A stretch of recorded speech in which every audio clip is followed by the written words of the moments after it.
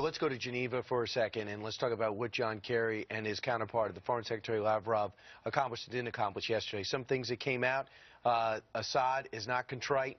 He's saying, I'm giving up my chemical weapons because Russia asked me to, and I'm going to give up my chemical weapons only if the U.S. promises not to strike and Israel gives up their nukes. Not really something that's feasible. Here, yes, but I think that what is being overlooked is this is a process. The United Nations has a process. It's a four-step process. They have locked us into a process that renders us impotent in this regard.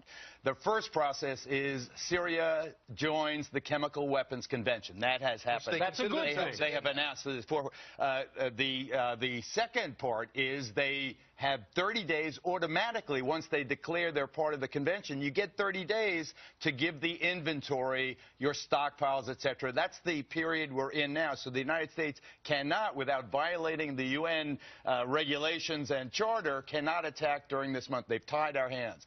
The third is you invite in the UN inspectors, and the fourth part of the process is you begin the process of destroying either in country or abroad the chemical weapons stockpile. So unless and until Assad uses chemical weapons again, legally speaking, under the international charters we are now part of, we cannot attack. So we have been outmaneuvered.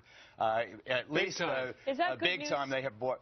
Is that good? No, let me finish my question. Okay. Is that good news for President Obama, is what I meant to say? Because this takes him off the hook yet again. Now he can, because remember, he left himself wiggle room without Congress's vote to still do the attack. Now he doesn't have the vote, and now he can attack. I think that people can have different opinions about the political impact on Barack Obama's career or his legacy, all the rest of it.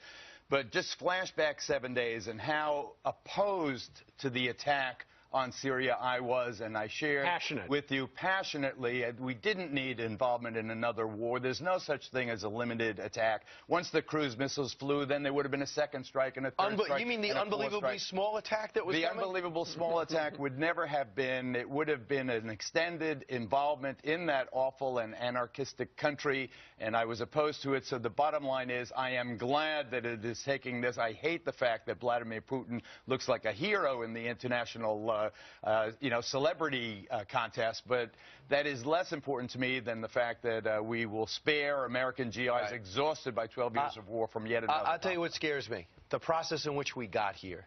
When the Secretary of State and President were clearly on different pages, where the President one gaffed. Where the President badly misjudged the congressional support and decided to go on that trip rather than stay home and work the room. And then how we look militarily, where a gap gives the Russians an opportunity to raise their profile. Senator Rand Paul had it exactly right. I would rather be lucky, or I'd rather my president be lucky than smart. Barack Obama is very lucky. Rand Paul got it exactly right, but it doesn't matter to me because the bottom line is we didn't bomb Syria. We didn't get involved in yet another sectarian civil war. And we're guaranteed that Assad stays. Which is I don't know about that. I think we'll see. You think Russia's going to let him go?